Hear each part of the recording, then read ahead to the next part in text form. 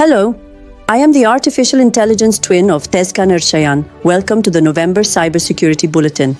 Last month, we experienced critical developments that proved why we must keep our devices constantly up to date. This month, we remain on alert against 3 critical zero-day vulnerabilities that are actively exploited on Oracle Identity Manager, Samsung Libimage Codec, and the Windows Kernel. If you are ready, let's take a look at this month's critical developments targeting our digital assets, from cloud infrastructure to enterprise identity management systems. Critical vulnerability in Oracle Identity Manager. CISA has added the vulnerability CVI-2025-61757 affecting Oracle Identity Manager to the KEV catalog. This vulnerability, with a CVSS score of 9.8, arises from a critical authorization flaw that allows unauthenticated remote code execution. Oracle released patches last month for the affected versions 12.2.1.4.0 and 14.1.2.1.0. The root cause of the vulnerability is the improper functioning of the security filter on certain API endpoints of Identity Manager running on Fusion middleware. When VSDL or WADL is appended to the URI, protected endpoints can be processed as if they were publicly accessible. Honeypot records indicate that this vulnerability may have been actively exploited even before the patch, during the period August 30th, September 9th, 2025. CISA requires federal agencies to apply the patches by December 12th, 2025. There is an authentication bypass plus command execution chain. If patching is delayed, the risk of privilege escalation and lateral movement within the system increases significantly. A new attack variant continues to target Cisco firewalls. Cisco has detected a new variant targeting secure firewall ASA and FTD devices. This attack exploits 2 previously disclosed critical vulnerabilities. CVI 2025-20333 enables remote code execution with root privileges. CVI 2025-20362 allows unauthorized access to URLs that require authentication. On unpatched devices, unexpected reboots are being observed. This means direct service disruption and defensive blindness. Cisco also closed 2 critical vulnerabilities on the unified CCX side. CVI 2025-20354 9.8 carried a risk of file upload and root command execution. CVI 2025-20358 9.4 carried a risk of authentication bypass and administrative script execution. How does the attack happen? The attacker sends a specially crafted HTTP payload to an internet-facing ASA or FTD device, or one whose management interface is poorly protected. First, they break access control with CVI 2025-20362. Then, they can execute code at the root level via CVI 2025-20333.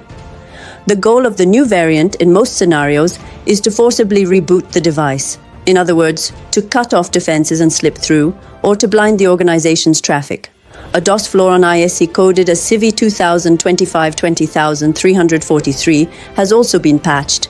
There is an active chain forcing ASA FTD reboots. CCX and ISE vulnerabilities also increase the risk of internal privilege escalation. The attacker sends a specially crafted HTTP payload to an internet-facing ASA or FTD device, or one whose management interface is weakly protected. First, they bypass access control using CVI 2025-20362. Then, they are able to execute code at the root level via CVI 2025-20333. The goal of the new variant in most scenarios is to forcibly reboot the device. In other words, to cut off defenses and slip through, or to blind the organization's traffic. A DOS vulnerability on ISE, coded as CVI 2025-20343, has also been patched. There is an active chain that forces ASA/FTD reboots. CCX and ISE vulnerabilities further increase the risk of internal privilege escalation. Microsoft November 2025, Patch Tuesday, 63 vulnerabilities and 1 actively exploited zero-day fixed. Microsoft addressed a total of 63 vulnerabilities in its Patch Tuesday release and fixed an actively exploited zero-day in the Windows kernel. The package includes 4 critical vulnerabilities. The distribution is heavily weighted toward privilege escalation and remote code execution. The most critical issue of the month is the CVE 2025-62215 kernel privilege escalation vulnerability. Multiple components are affected, including Office, Visual Studio, SQL Server, SharePoint, and Hyper-V. How does the attack occur? The actively exploited zero-day vulnerability, coded as CVE 2025-62215, allowed an authenticated attacker to gain system-level privileges on the system. Some vulnerabilities in Office and Visual Studio also pose critical risk because they allow remote code execution. Since Office and Visual Studio vulnerabilities enable remote code execution, they are considered critically important for system security. Applying the patches completely significantly reduces the potential attack surface. This month, the first ESU update for Windows 10 was also released. Unsupported systems are recommended to upgrade to Windows 11 or enroll in ESU. The active zero-day has been closed. Kernel Office and Developer Tools patches are a top priority. New zero-day vulnerability in Chrome. Google released an emergency update as active attacks continue. Google released an emergency update for 2 critical vulnerabilities in Chrome's V8 engine. CVE 2025-13223 is under active exploitation. With a type confusion bug, remote code execution or crashing the browser is possible.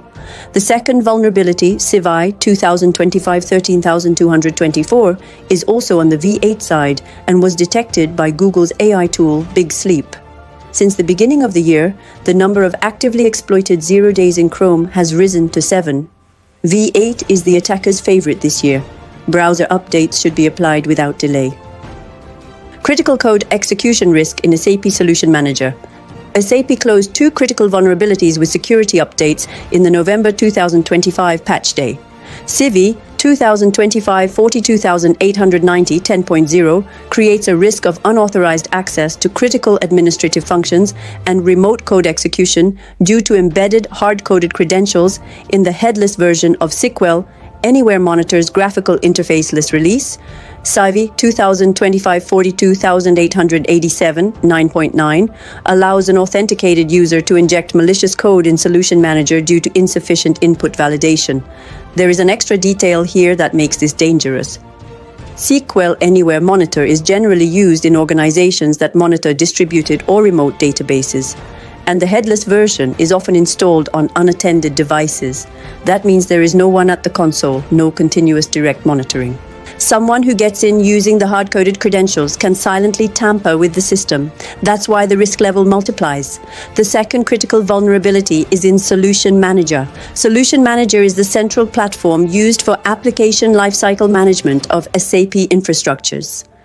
In this vulnerability, the issue arises due to insufficient input validation in remotely callable function modules.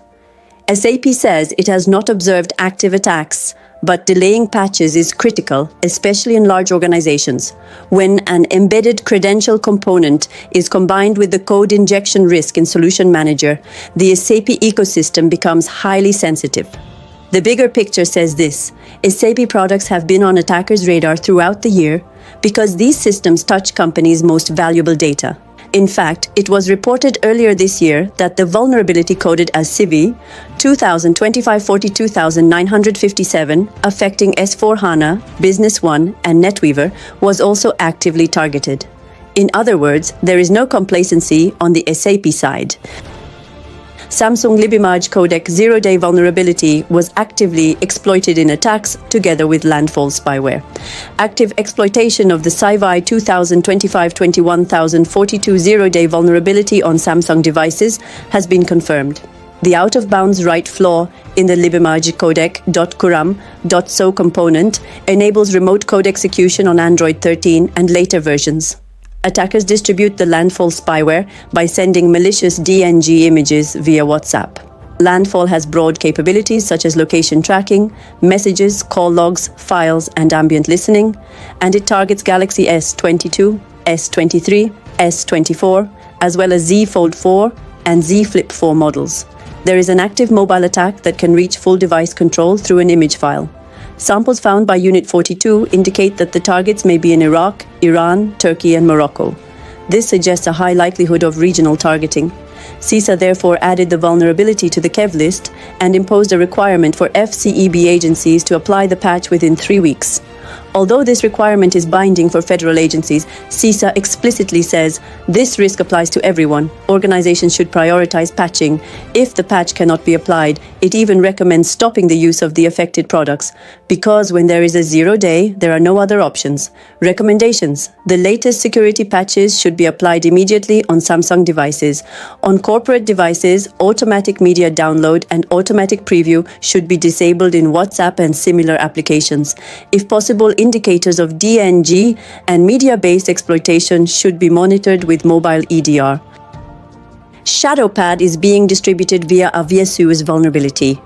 The vulnerability CVI 2025-59287, which was patched last month in VSUs, is being used in the wild to distribute ShadowPad. Through an object deserialization flaw, attackers achieve remote code execution with system privileges. So how does the attack happen? The flow is very clear and truly a classic chain. The attacker compromises the VSU server via CVI 59287 and gains initial access. Then, using the PowerCat tool, they open shell access on the server.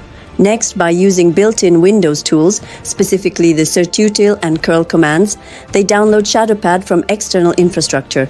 In the reported example, the command and control address contacted was 149.28.78.189, port 42306. After ShadowPad is downloaded to the system, it is executed using the DLL sideloading technique. On the surface, a legitimate file is executed, etdctrlhelper.exe. However, through it, a malicious DLL is loaded. This DLL injects the backdoor into memory and activates ShadowPad. Afterward, ShadowPad's core module comes into play, executes memory-resident plugins, and the malware expands modularly. There is persistence, evasion, and the flexibility of I can attach as many plugins as I want. In short, it is a backdoor designed to remain inside the environment for a long time. Fluent bit vulnerability chain could lead to breaches in cloud and Kubernetes environments. On the cloud and Kubernetes side, there is a fluent bit issue that everyone needs to pay attention to. 5 separate security vulnerabilities were found in Fluent Bit, an open-source, lightweight telemetry and log collection tool. Even individually, they are troubling, but when chained together, it escalates. A risk emerges that can go as far as full takeover of cloud infrastructure. When the 5 vulnerabilities in Fluent Bit are chained, there is a risk of full compromise in cloud and Kubernetes environments. The chain produces effects including authentication bypass, path traversal, remote code execution, DOS, and tag manipulation. The vulnerabilities were fixed in versions 4.1.1 and 4.0.12. This vulnerability chain produces impacts such as authentication bypass, path traversal, remote code execution, denial of service, and tag manipulation. In other words, an attacker can both disrupt the logging infrastructure and, if they combine the right vulnerabilities in the right place, escalate to the level of taking over the system. The vulnerabilities were remediated in versions 4.1.1 and 4.0.12. AWS also called on its customers to upgrade to the latest version. POTI released for a critical 7-zip vulnerability. NHS updated the advisory. UK NHS England Digital corrected its advisory regarding the vulnerability CVI 2025-11001 affecting 7-zip. The organization says there is currently no evidence that this vulnerability is being exploited in real-world attacks. However, there is an important detail. A publicly available POC exploit is circulating. In other words, attackers have a ready-made tool. The vulnerability creates a basis for remote code execution via zip files.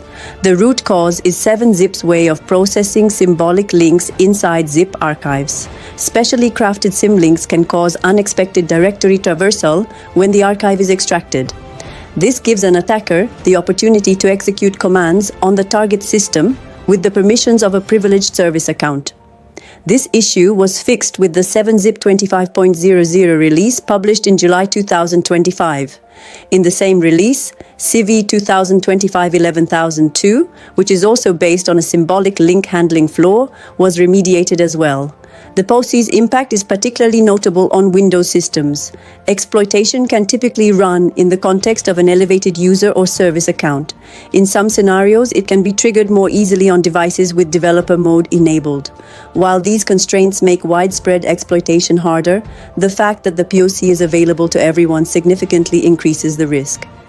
NHS's recommendations are clear. Upgrade 7-zip without delay to 25.00. Disable developer mode in environments where it is not required. Review file handling permissions for service accounts and reduce unnecessary privileges. In summary, there is no proof of active exploitation, but if there is a POC, don't waste time. Updating and tightening permissions are the most critical steps for this topic. Critical security risk in FortiWeb, 2 vulnerabilities combined to open the door to RCI attacks. There is a notable development on the FortiWeb front. Fortinet confirmed that the vulnerability CVE 2025-58034 affecting FortiWeb is being exploited in real-world attacks. The vulnerability is listed with a CVSS score of 6.7, and the issue leads to OS command injection on FortiWeb. On its own, it may look medium severity, but the picture changes when 2 vulnerabilities are combined. This attack type progresses as a chained exploitation. The attacker first needs to bypass authentication. Then, by triggering command injection with a specially crafted HTTP request or CLI commands, they can execute code on the device. In other words, the vulnerability creates a vector that targets the security layer after authentication. Fortinet also clearly shared the fixed versions where this issue is patched. The most critical point is this. Fortinet recently quietly patched a critical authentication bypass vulnerability coded as CVE 2025-64446. Researchers observed that in some attack campaigns, authentication is bypassed first with CVI 2025-64446, and immediately afterward, command injection is performed with CVI 2025-58034 to achieve remote code execution. When these 2 vulnerabilities are combined, an unauthenticated remote code execution scenario emerges on unpatched devices. The security community is also calling out Fortinet here, because releasing patches without an announcement causes defensive teams to lose visibility. Finally, CISA also stepped in. The agency added CVE 2025-58034 to the KEV catalog and imposed a requirement for federal agencies to apply patches by the specified date. This move is one of the clearest signs that the vulnerability has gained truly dangerous momentum in the wild. On the FortiWeb side, it's not a single vulnerability, but an attack chain that grows through the combination of 2 vulnerabilities. For organizations using FortiWeb, upgrading to the latest versions and hardening the management surface are vital for this topic. Today's highlighted topics clearly show this. Attackers are pressuring both enterprise infrastructures and end-user devices at the same time. From identity systems to browsers, from log chains to firewalls, staying up to date at every layer is no longer a matter of comfort. It is a requirement for survival. See you in the next bulletin. Take care of yourselves. Goodbye.